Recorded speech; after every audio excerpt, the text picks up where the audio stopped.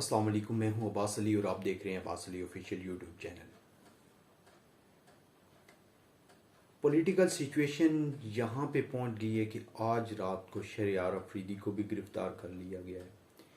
PTI की तमाम बड़ी क़यादत को गिरफ्तार कर लिया गया है और इसकी एक बेसिक रीज़न ये है कि इमरान खान और पीटीआई की क़यादत अब खुलकर इस्टेब्लिशमेंट के आमने सामने खड़ी हो गई है और अब इमरान खान अपने खिताब में, अपनी प्रेस कॉन्फ्रेंस में खुलकर DGISPR और फौज के इदारे को आड़े हाथों लेते हैं।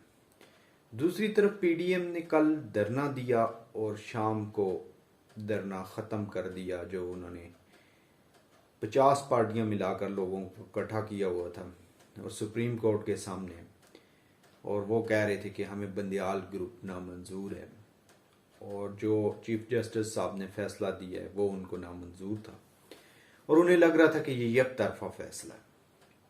नाजरीन, पाकिस्तान की ये जो पॉलिटिक्स है ना, एक ऐसे मोड़ में दाखिल हो चुकी है कि जहां पर PDM के लोगों को भागने के लिए रास्ता नहीं मिल रहा। PDM इंतहाई क्रिटिकल सिचुएशन में पहुंच चुकी है। इलेक्शन आज करवाते हैं तब भी सब के सब पाकिस्तानी पॉलिटिक्स से बाहर हैं। इलेक्शन 6 महीने बाद करवाते हैं फिर भी सारे के सारे पॉलिटिकल पॉइंट से आउट हो जाएंगे। इलेक्शन 1 साल बाद होगा फिर भी PDM बाहर हो जाएगी और मजीद ये पार्टियां कमजोर होंगी और अपनी हैसियत खो देंगी। नाज़रीन, क्या आपने कभी ये सोचा है कि ये जो लोग 30-30 साल से हुकूमतों में बैठे हैं, ये ब्यूरोक्रेसी भी में लगे हुए लोग इनके अपने हैं, पुलिस में इन्होंने अपनी भर्तियां करवाई हुई हैं, नैब में इन्होंने अपने लोग लगाए हुए हैं, FIA में इन्होंने अपने लोग लगवाए हैं। जाहिर सी बात है 25-30 साल जो लोग गवर्नमेंट में रहे हैं, बरसरे इक़्तिदार रहे हैं, तो उन्होंने या तो अपनी भर्तियां करा ली हैं या जो अंदर सरकारी इदारों में लोग लगे हुए थे उनको अपने साथ मिला लिए। लेकिन ये सब कुछ होने के बावजूद ये नाकाम क्यों है? ये नाकाम इसलिए हैं कि इन्होंने कुछ करके नहीं दिखाया। दुनिया अब मॉडर्न वे की तरफ जा रही है। ये वही 1970, 1980 की, 1990 की दिहाई की पॉलिटिक्स कर रहे थे और इसका नतीजा ये हुआ है कि आज ये 99.99% अपनी जो इनका वोट बैंक था ये वो खो चुके हैं। उसकी मेन और बेसिक वजह यह है कि 90s की सीरीज में, 90, 95 में, 80 में पॉलिटिक्स ये थी कि जो लोग हैं उनको एजुकेशन से दूर रखा जाए, उनको रोज़गार ना दिया जाए ताकि जो लोग हैं वो स्टेबल ना हो, उनमें शऊर पैदा ना हो और हम अपने मन मानी उनके ऊपर हुकूमत करें और हम जब भी इलेक्शन में आए और 4 नारे मारें और जीत जाएं। ये 2023 है। 2000 के बाद जो सीरीज़ है वो यकसर बदल गई है। अब दुनिया डिजिटल हो गई है, पूरी दुनिया एक ग्लोबल विलेज है। आप पाकिस्तान में बैठ के अमेरिका में कारोबार कर सकते हैं, पाकिस्तान में बैठ के आप इंग्लैंड में कारोबार कर सकते हैं और दुनिया के बेहतरीन ममालिक की मार्केट्स तक अप्रोच है आपकी। इसी तरह दुनिया के हालात से हर शख्स आज वाकिफ है। ऐसे दौर में आप वो 1990 वाली पॉलिटिक्स नहीं कर सकते। ऐसे दौर में वही पॉलिटिशियन कामयाब होगा जो लोगों को कामयाब करेगा, और जब लोग कामयाब होंगे, लोगों की जिंदगी बेहतर होगी, तो लोग उसी पॉलिटिशियन का साथ देंगे। इन्होंने अपने दौर में सिस्टम को चेंज नहीं किया। किसी टॉपिक पर मेरी अपने एक कोलीग से डिस्कशन हो रही थी, तो मैंने उसको कहा कि आज भी, उसने बल्कि मुझे कहा कि बिलावल बड़ा ज़ोर लगा रहे हैं कि वो किसी तरीके से प्राइम मिनिस्टर बने और वो फॉरेन मिनिस्टर बन के बड़े दौरे कर रहे हैं और बहुत कोशिश कर रहे हैं आगे बढ़ने के लिए। मैंने उनसे सिंपल सा फार्मूला बताया। ये एक सिंपल फार्मूला है, इस फार्मूले पर अगर अमल कर लिया जाए तो जो भी पॉलिटिशियन इस पर अमल कर ले तो वो कामयाब हो सकता है। लेकिन जो 2 बड़ी पार्टीज हैं पाकिस्तान में, PMLN और पाकिस्तान पीपल्स पार्टी, इन लोगों के पास जमा किया हुआ माल और दौलत बहुत ज़्यादा है। मैंने उसको कहा कि बिलावल को चाहिए कि वो सिंध के अंदर एक ऐसा एजुकेशन सिस्टम लेकर आए कि जहां पर 5 साल से ऊपर का बच्चा घर में नहीं रहेगा। ऐसे इदारे बना दें, हर डिस्ट्रिक्ट में ऐसे इदारे 2-3 बनाए जाएं जहां पे 5 साल से ऊपर का बच्चा हॉस्टल में रहे और वहाँ ही उसको बेहतरीन एजुकेशन मिले। उसके पेरेंट्स बच्चे को मिलने हॉस्टल में आए, घर में कोई बच्चा ना रहे, कोई बच्चा स्ट्रीट में मांग ना रहा हो, कोई बच्चा साइकिलों के पंचर ना लगा रहा हो, बल्कि उन्हें एक बेहतरीन एजुकेशन सिस्टम में डाल दिया जाए। ऐसी यूनिवर्सिटीज़ और ऐसे कॉलेजेस बना दिए जाएं जिनकी डिग्री को दुनिया एक्सेप्ट करे। दुनिया के किसी भी मुल्क में वो डिग्रीज लेकर वो जब बच्चे जाएं तो वो एक्सेप्टेबल हो और वहाँ से हुनरमंद नौजवान पैदा हों। बस जस्ट इतना करने की ज़रूरत है। ऐसे तलीमी इदारे बना दिए और पूरे सूबे में कोई बच्चा तलीम के बगैर ना रहा, सारे बच्चे तलीमी इदारों में पहुंच गए और वहाँ का सिस्टम इंफ्रास्ट्रक्चर एक बेहतरीन हो गया। यकीन जाने उस दिन वो शख्स उस सूबे में गवर्नमेंट करेगा और एक दिन के लिए नहीं करेगा। वहाँ वो तैयब उर्दवान की तरह 20-25 साल बरसरे इक़्तिदार रहेगा। लेकिन ये चाहते हैं हम वही 1990 वाला सिस्टम रखें और 1990 वाले सिस्टम के ऊपर हम कामयाब हों, तो ये कामयाबी अब नामुमकिन है। दूसरी तरफ खान साहब की कहानी ये है कि वो इस्टेब्लिशमेंट के खिलाफ आज खुलकर सामने आ गए। खान साहब को अगर याद हो तो जब इन्होंने 3.5 साल के लिए गवर्नमेंट बनाई थी तो MQM की पार्टी को किसने इनके साथ लगाया था? जहांगीर तरीन, अलीम खान, ये लोग किसके बंदे थे और किसने आपके साथ खड़े किए थे? जब आपके बंदे नहीं पूरे हो रहे थे तो जहाज़ों में भर भर के बंदे आपके साथ पूरे करवाए जा रहे थे आपको बरसरे इक़्तिदार लाने के लिए। खान साहब, शायद अस्करी इदारों की भी आपसे बहुत सी उम्मीदें थी जो आप पूरी नहीं कर सके। वो उम्मीदें यही थी कि पाकिस्तान को आप बेहतर करेंगे, माशी हालात बेहतर करेंगे, मामलात को बेहतर करेंगे। आपको इसलिए बरसरे इक़्तिदार नहीं लाया गया था कि उस्मान बुज़दार को पंजाब का वज़ीर आला बना दिया जाए। खान साहब की एक सबसे बड़ी गलती थी, वो ये थी कि उस्मान बुज़दार को चीफ मिनिस्टर बनाना। उसके बाद खान साहब की एक और बहुत बड़ी गलती थी कि खान साहब को पता था कि इस वक्त पाकिस्तान का सबसे बड़ा मसला माशी मसला है और उसको हल करने के लिए इन्होंने 4-5 वज़ीर ख़जाना चेंज किए, इधर से उधर लगाए, उधर से इधर लगाए, फिर वज़ीरों मशीरों को कभी इधर चेंज कर रहे हैं, कभी उधर चेंज कर रहे हैं। उस ड्यूरेशन में कोई भी बंदा खुल के अपना काम नहीं कर सका और उस काम ना करने की वजह से मुल्क एक मुआशी संगीनी में चला गया था। PMLN के दौर में रिजर्व काफ़ी अच्छे थे मुल्क के जब वो गवर्नमेंट से गए और मामलात बेहतर थे, हालात बुरे थे पाकिस्तान के। ऑफकोर्स पिछले 70-75 साल में पाकिस्तान कर्ज़ों पे ही चल रहा है, लेकिन फिर भी कुछ न कुछ हमारे पास रिजर्व में पड़ा था। ये नहीं था कि ख़जाना बिल्कुल खाली था। फिर जब इमरान खान साहब आए तो इमरान खान साहब ने आके ना कर्ज़ भी लिया, मामलात को बेहतर करने की पॉलिसीज़ भी दिखाई और लोगों को बड़े ख्वाब दिखाए थे। और फिर वो ख्वाब जब 3.5 साल में चिकनाचूर हुए, मुल्क डिफ़ॉल्ट के दाने पे आके पहुंचा, तो फिर खान साहब को मजबूरन हटाना पड़ा और फिर PDM की गवर्नमेंट आई। PDM से भी हालात मामलात संभल नहीं रहे। इसाक डार से हज़ार इख्तलाफ सही, लेकिन माशी पॉलिसी को समझने वाला बंदा है।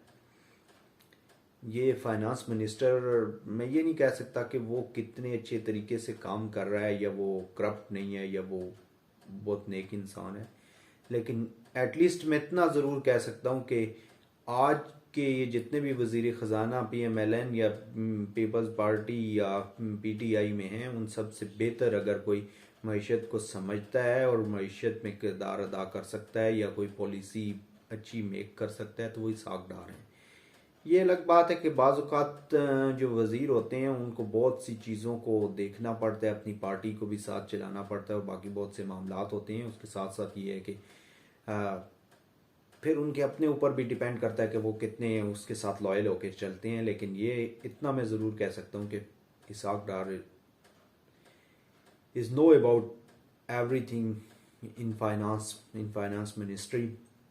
बहरहाल बात यह है कि PDM भी इसको चला रही है, इसको धक्का दे रही है, लेकिन मसला ये है कि इस वक्त हमारे दोस्त ममालिक भी साथ नहीं दे रहे और दूसरे नंबर पर IMF भी पाकिस्तान का साथ नहीं दे रहा। इन सब की वजूहत यही है कि हमारे मुल्क में पॉलिटिकल अनस्टेबिलिटी है। इस वक्त अगर पाकिस्तान को बचाना है और पाकिस्तान को बेहतर माशी हालात की तरफ लेकर जाना है तो उसमें सबसे पहले पॉलिटिकल स्टेबिलिटी होनी चाहिए। उसके बाद जो बेहंगम बेहंगम हमारे जो न्यूज़ चैनल और मीडिया हाउसेस हैं जो बेहंगम पाकिस्तान की बैड न्यूज़ निकालते हैं, इन पर थोड़ी सी रिजर्वेशन होनी चाहिए और इनको थोड़ा सा ना दबाव होना चाहिए कि इतने भी बुरे हालात ना दिखाए जाएं कि दुनिया हमारे ऊपर 1% ट्रस्ट करना भी भूल जाए। ये दो चीज़ें फौरी तौर पर एक्शन में हो जानी चाहिए। उसके साथ साथ ऑफकोर्स करप्शन करने वाले लोगों और बाकी सारे मामलात को भी आहिस्ता आहिस्ता इन चीज़ों पर भी कंट्रोल किया जाए तो पाकिस्तान बेहतर हो सकता है। लेकिन इट्स टेक अ टाइम, इसको 10-12 साल लगेंगे। और जब एक ही पार्टी 10-12-15 साल या 20 साल इक़्तिदार में बैठेगी तो तभी वो जाकर इन मामलात को बेहतर कर सकेगी। बात किसी के करप्ट और किसी के ईमानदार होने की भी डिपेंड करती है, लेकिन इसके अलावा भी ये बात है कि एक शख्स आता है, वो एक अपनी अब माशी पॉलिसी के साथ आता है, वो 5 साल लगाता है, वो चला जाता है, दूसरा आता है, वो एक अपनी नई माशी पॉलिसी ले आता है, शायद 5 साल भी अब नहीं पूरे कर पाते, 2-2.5-3 साल रहते हैं, दूसरा बंदा आता है, दूसरी पार्टी आती है, वो अपनी माशी पॉलिसी लेकर आती है। तो ये चीज़ें भी बहुत डिपेंड करती हैं कि कौन सी डायरेक्शन में आपने जाना है।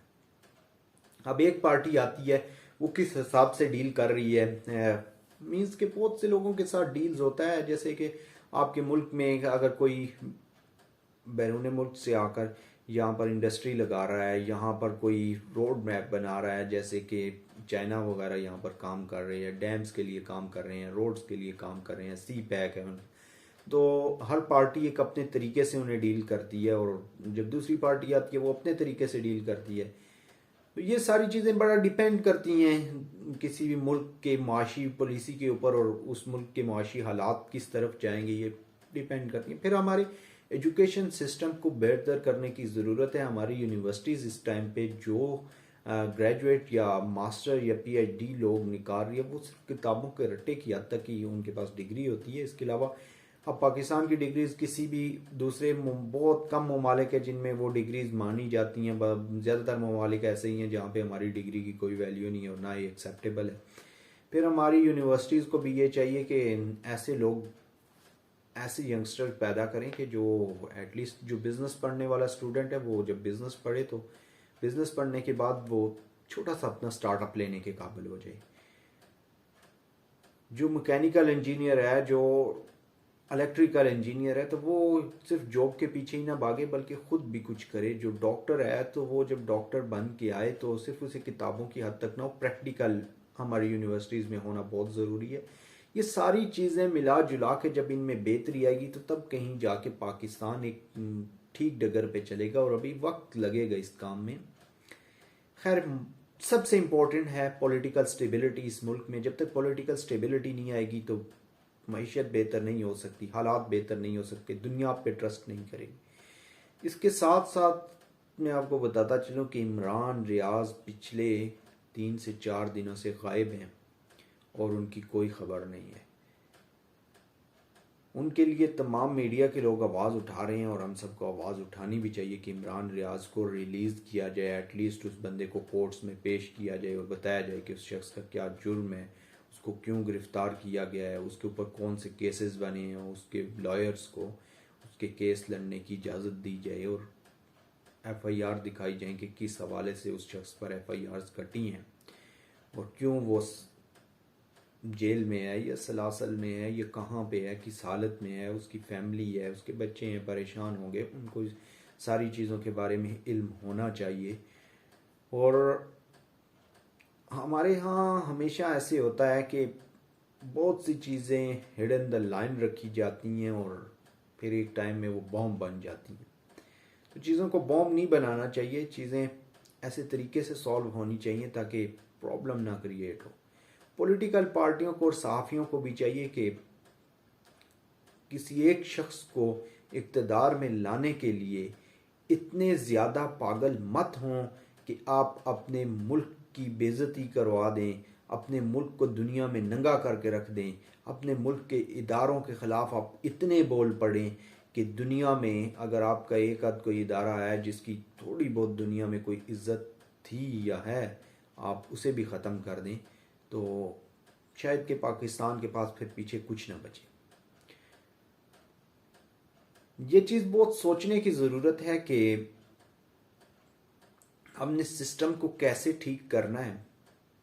ये लाजमी नहीं है कि कोई पॉलिटिकल पार्टी आए और जुडिशरी पर हमला कर देगी, या कोई पॉलिटिकल पार्टी आके अस्करी इदारों पर हमला कर देगी, या कोई पॉलिटिकल पार्टी आके ब्यूरोक्रेसी पर हमला कर देगी तो वही पॉलिटिकल पार्टी पाकिस्तान के लिए ठीक है और वही इसके मामलात को बेहतर करेगी। ऐसा हरगिज़ नहीं है। हमला करना, शोर मचाना, हंगामा करना अलग चीज़ है। मुल्क को स्टेबल करना, मुल्क के माशी हालात को बेहतर करना, इस संगीनी की हालत में मामलात को बेहतर तरीके से चलाना, ये बिल्कुल डिफरेंट है। और यह है कि इसके लिए पॉलिसी बनानी चाहिए। जो भी पार्टी इक़्तिदार में आएगी, और इमरान खान की पार्टी के इक़्तिदार में आने के अब काफ़ी हद तक चांसेस बढ़ चुके हैं, और वो आज इलेक्शन हो या 6 महीने बाद हों या 3 महीने बाद हों, जब भी इलेक्शन होंगे, जैसे भी इलेक्शन होंगे, चाहे जितनी भी इलेक्शन में धांधलियाँ हों, जो भी हो, इमरान खान इक़्तिदार में आ ही जाएंगे।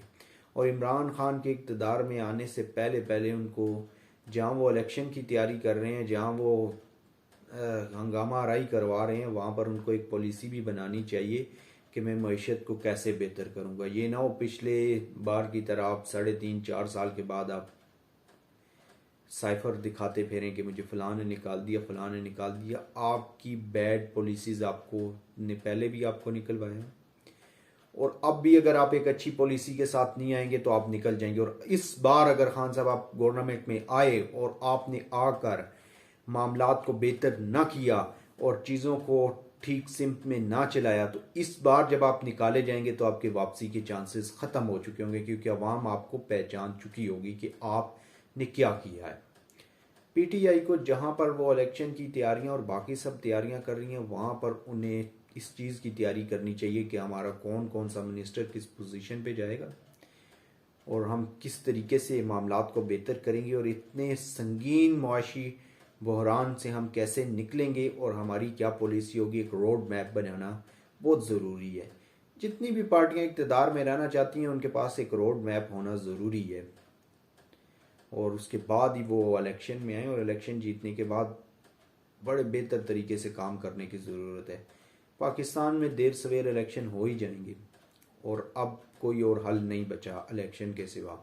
इलेक्शन होगा पाकिस्तान में, इसलिए यह है कि पार्टीज़ को अपने एक रोड मैप तय कर लेना चाहिए, स्पेशली पाकिस्तान तहरीक इंसाफ को, क्योंकि इस वक्त जो आपका माशी सेक्टर है वो इंतहाई बहरान का शिकार है। जो आपका बिजनेसमैन है वो इंतहाई तबाह हाली का शिकार है, चाहे वो रियल इस्टेट है, चाहे वो ऑटो इंडस्ट्री है, चाहे वो आपकी टेक्सटाइल है, चाहे आपके कंस्ट्रक्शन के बिजनेसेस हैं, या कंस्ट्रक्शन से रिलेटेड जितने भी बिजनेस हैं, इस वक्त संगीन माशी बहरान का शिकार हैं। बढ़ती हुई डॉलर की कदर और हमारा रुपया जिस तरीके से डी वैल्यू होता जा रहा है, इन माशी हालात में आवाम के लिए जीना भी मुश्किल है। इसलिए जो भी पार्टी इक़्तिदार में आना चाहती है उसको चाहिए कि वो अपना रोड मैप ज़रूर बनाए। नाजरीन, आज का व्लॉग यहाँ ही ख़त्म करता हूँ। एक नए व्लॉग के साथ हाज़िर हूँगा। अपने मेज़बान को इजाज़त दीजिए। खुदा हाफिज़।